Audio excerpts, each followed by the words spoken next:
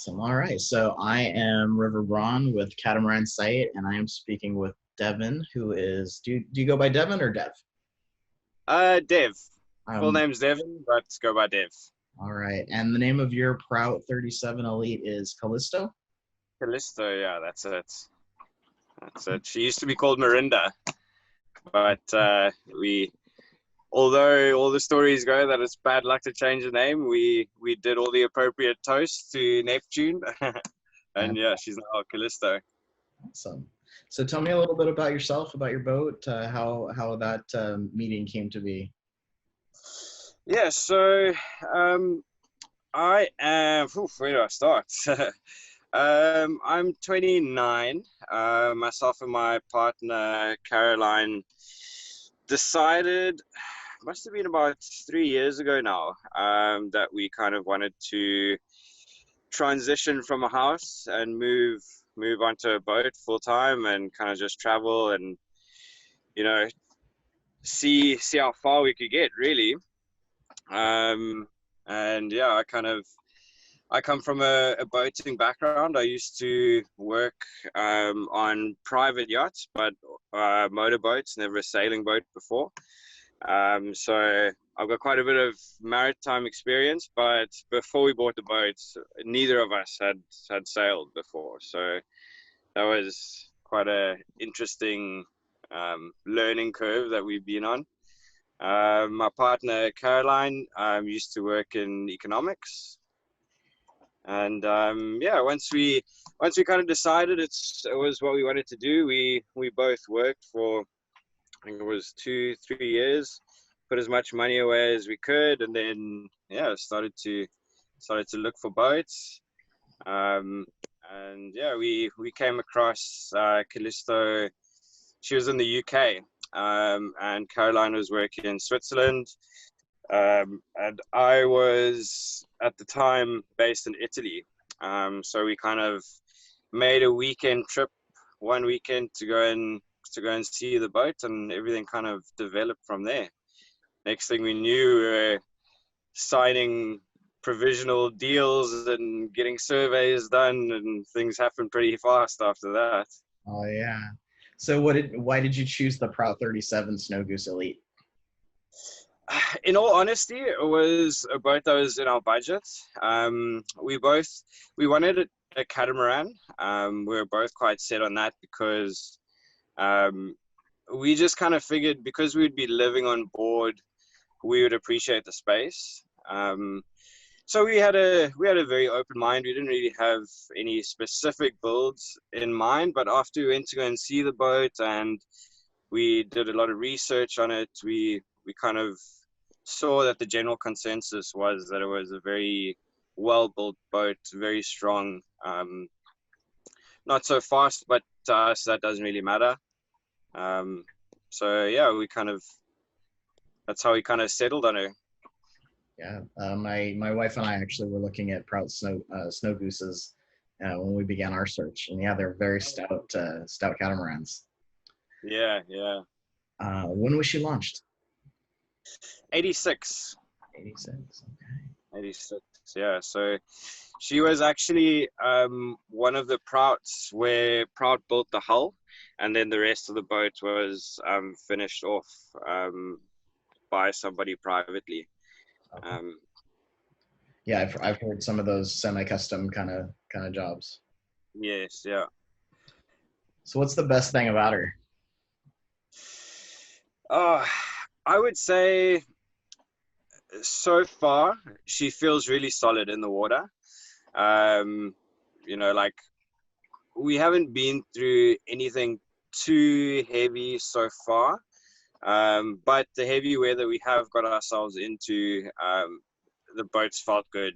We haven't really had any doubts about the boat not holding up. Um, I guess that's the main kind of safety thing, and the enclosed cockpit as well. We both really like that. It feels very safe. While one of us is inside getting some rest. Mhm. Um, great peace of mind that less mistakes can happen. Yeah, yeah. You Yeah. talked about bad weather. What's the worst weather you've been in with her?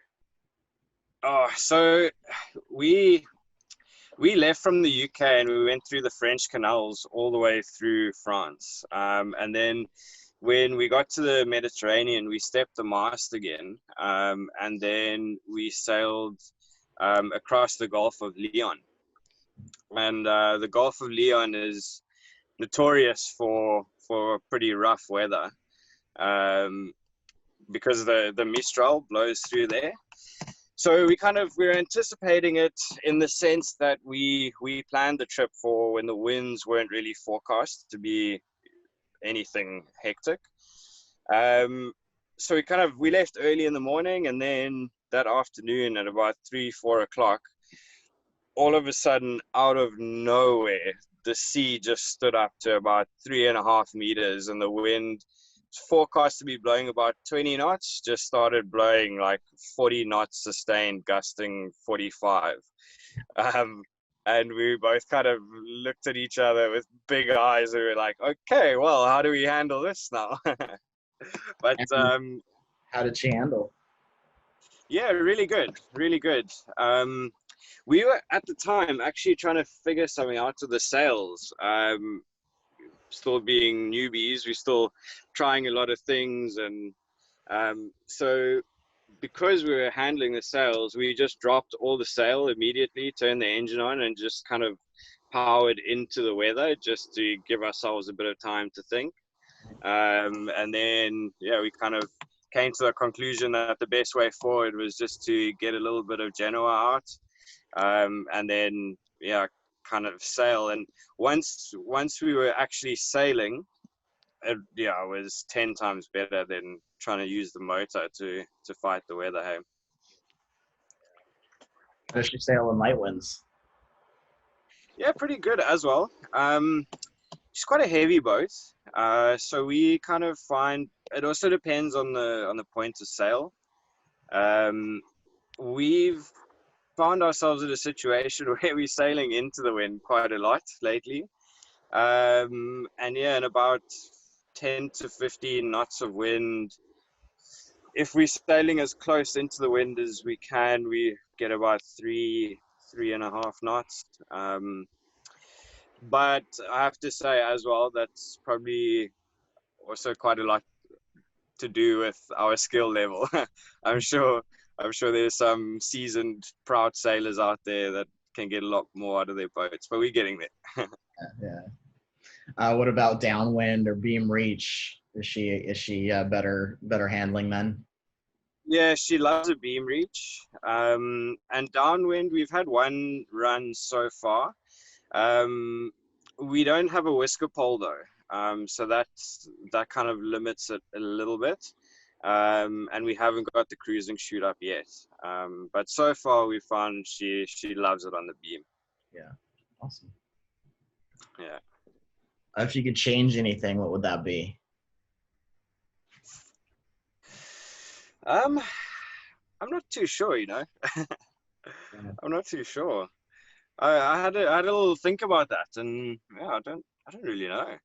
It's all right. I guess on this boat specifically, it would be the electrics. I think they're not in a bad way by long means, but the boat's passed through a few different owners, and things have been added, and things have been removed, and wires have been left in place, and so I guess that would be the one thing that I would like to get around to one day. Right. Yeah. Is she pretty easy to maintain on your own? I would say so, yeah. Again, I guess it would depend on your kind of experience level, but there's no real high-tech systems involved in it. It's a relatively straightforward boat. So yeah, I mean, if you got a little bit of kind of 12-volt knowledge and a little bit of a mechanical mind, and know how to mix fiberglass resin, then you're smiling. Right. What about access as far as either wiring goes? Is it pretty easy to access all of the wires, or the engine compartment? Is it, are you doing a lot of yoga? Not too bad at all, hey? Not too bad at all. I mean, I guess on every sailboat kind of this size, you have to do a little bit of yoga when it comes to the engine room, no matter what boat you're on. But yeah, engine bay is quite roomy, so it makes servicing really accessible, and not too bad at all. As far as wiring, some of the runs are quite well hidden. Some of the longer runs, which is good because they're hidden, but not so good when you need to work on them. Right. But yeah, generally she's pretty good. As far as sailing, it's been mostly you and your partner. Is it pretty easy to sail shorthanded? Yeah, very much so. All the lines kind of lead aft as well, so you could pretty easily single hand the boat too if you needed to. But yeah, so far with the both of us, we haven't needed any kind of extra hands on deck. It's been really good. Is it easy to reach the boom?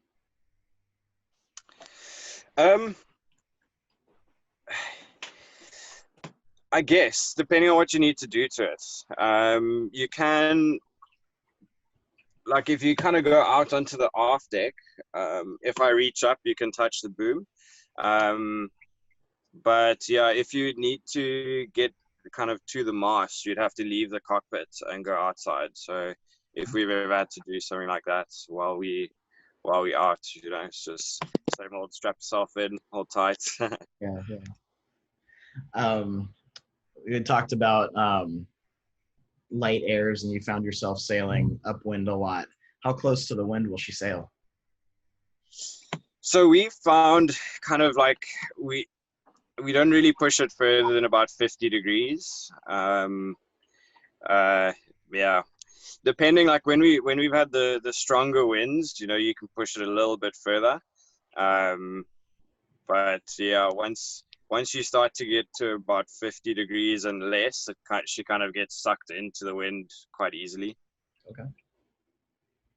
What about bridge deck slamming? Does that come into play when you're going upwind? Won't lie, she slams. Yeah, she slams. Going downwind, and if the sea's coming from the side, then much less. But yeah, I mean, it's kind of, you get used to it as well. It doesn't. Yeah, you get used to it. And to be honest, we don't really know anything better. So for us, it's all normal, right? Right, right. Yeah, catamarans, I mean, they're going to slam at some point, and yeah, it's just a matter of getting used to it. Yeah. What's your average speed on passage? So we've kind of been averaging about 5 knots. That's kind of like our sweet spot. Yeah. If the wind's stronger, I think the most we've hit has been about 7, but it was probably going a little bit faster than we should have been going in weather that was quite strong winds. How does she handle at speeds like that? Is she just pretty smooth, or she get hobby horse at all? Yeah, no, pretty smooth. They're much better than under power. Generally, like, anytime we can get the sails up, it's a lot more comfortable than if we using the engine. For sure. Is she pretty maneuverable? Yeah, she takes a bit of getting used to, because it's quite a unique setup with the drive leg being centered, and just having the single engine. So it took a little bit of getting used to. It helps a lot though that the drive leg you can turn the drive leg. But yeah, once you also start to get slower than kind of 0.6 of a knot, the rudders kind of become useless.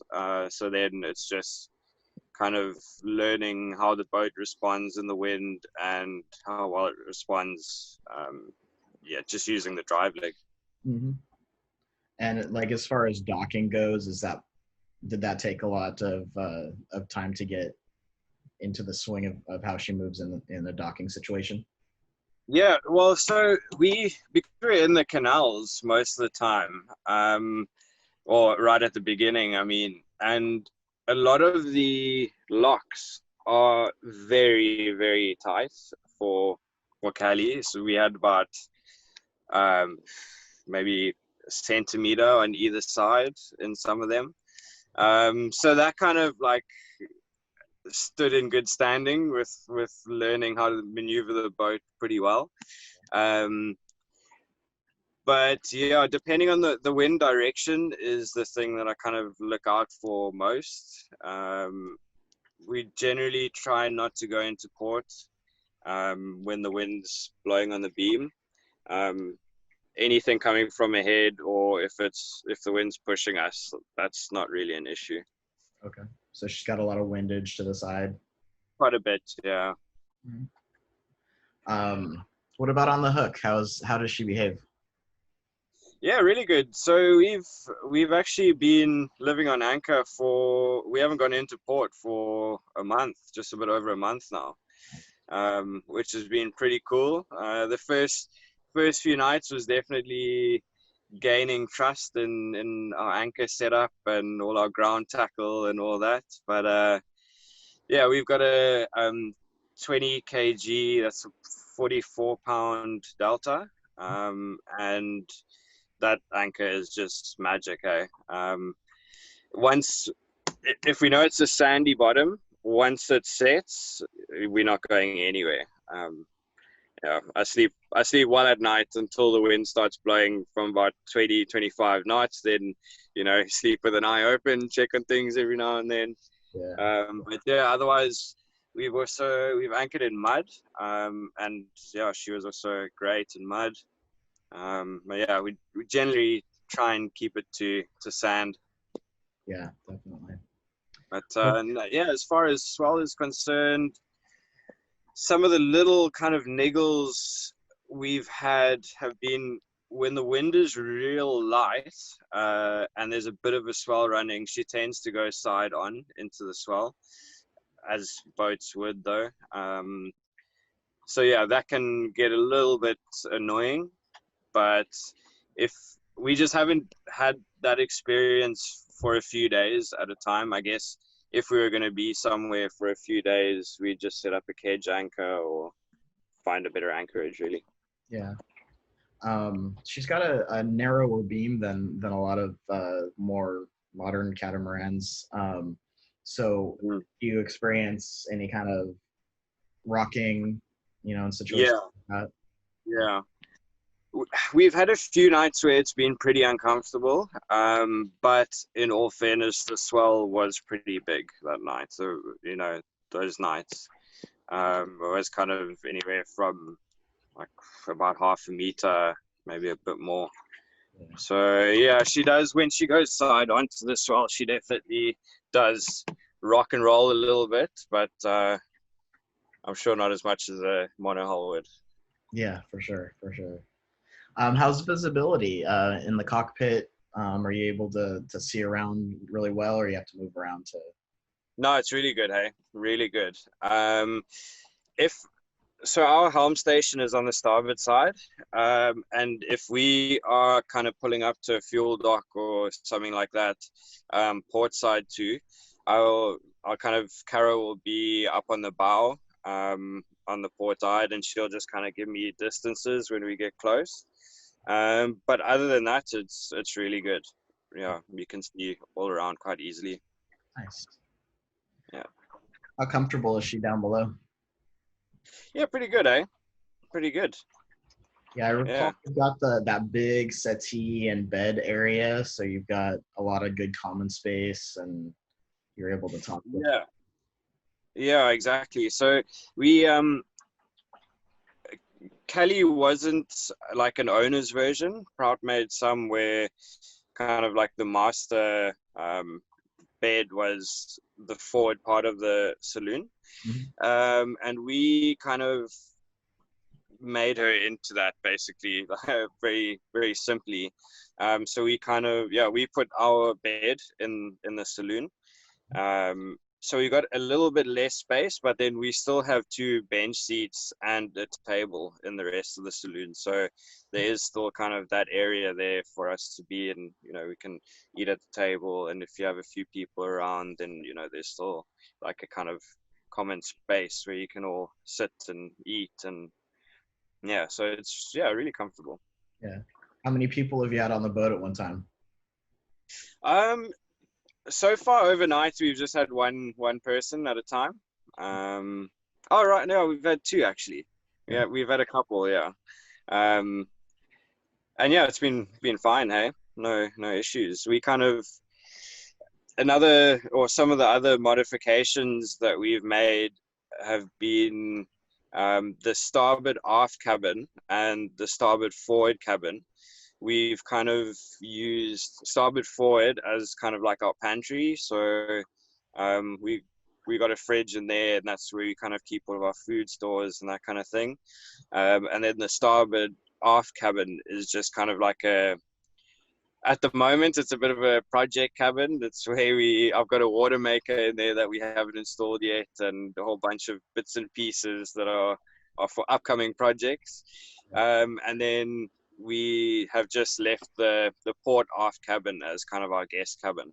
Okay. I think, I mean, depending on how well you know them, I guess, but I think more than two people for a long period of time might get a little bit too much. Yeah. But yeah, we kind of thought, because we kitting it out primarily for us to live on, we pinched a few cabins. Yeah, no, for sure. So I think that happens on a lot of catamarans, particularly, below 40 feet. How's storage? Like, do you have bilge storage or anything like that? What's the situation as far as that goes? Yeah, so most of our storage is underneath the bunks. So it's like the two aft cabins. You kind of need to plan a little bit carefully what you put in there, because obviously to access them, you got to lift up mattresses and that kind of thing. And then another storage area is under the bench seats in the salon. Mhm. And then under our bed is also another pretty good storage area. So there's enough. That's good. Mm-hmm. You mentioned some customizations. What what have been some of the big ones that you've done, and why did you do them? Well, the big one of them was our bed. Putting the bed in the salon. And that was, just because we are going to be living on board. We thought, might as well have a nice big bed, since, make sure we nice and comfy. And then what else have we done? We've added more solar. That's been another pretty cool project we made. We made our own solar arch. Nice. So yeah, we got 410 watts, which is permanently mounted on the boat. And then we've set up two 50-watt panels that we put up when we're at anchor. Okay. So then that keeps our bank topped up. And we've got three 120 amp hour batteries as our bank, and then a separate starter battery. Otherwise, I guess it would just be the starboard, forward, and aft cabins. That would be the other two customizations that are still kind of in progress. But yeah. And what do you think you're going to do with those? So I think in both those cabins, what we're going to do is I've still got to look into what exactly is structural, but the general plan is to take out as much as possible, and have the starboard aft cabin as kind of like a walk-in storage room, and then the starboard forward, same thing. We'd like to take out the bunks and kind of make it more of like a pantry, so build some shelves in there, get some storage, have somewhere to put our kite boards and spear guns and all that kind of thing. But yeah. Yeah. Um, Would you trade her for any kind of other boat? I mean, if you put a gunboat on the table, something like that, I wouldn't say no. Um, let's see. So if anybody else was thinking about buying a Prout 37, what would you say to them? Do it. Yeah. Yeah. Yeah, I mean, I think they're good boats, eh? The fact that the two of us can sail it by ourselves is testament in its own. But yeah, she's pretty easy to sail so far, unless we're doing something very wrong. um, yeah, easy boat to maintain. Everything is, really straightforward. Nothing too complicated to wrap your head around. Um, yeah, I'd say do it. Yeah. Do you have any pictures or video footage that you might want to share to have that maybe integrated into the piece? Yeah, we could have a look. Eh? We could send you some pictures. Okay. Yeah, we could send some pictures, and yeah, we can have a scour and see what we can find for you. All right. Very cool. I might email you about your time in the canals. That's something I'm Okay, cool. No worries. gonna do. Yeah, for sure. Well, thank you so much, Devin. I really appreciate you taking the time. No worries. Thanks very much for getting in touch and being interested. Yeah, for sure. And I will send a follow-up email about those pictures, and if you have a social media site that you'd like us to link to, or a Okay, website, cool. for you to do that. Okay. Oh, that would be perfect. Very Awesome. nice. All right. Thanks, Devin. Well, thanks very much.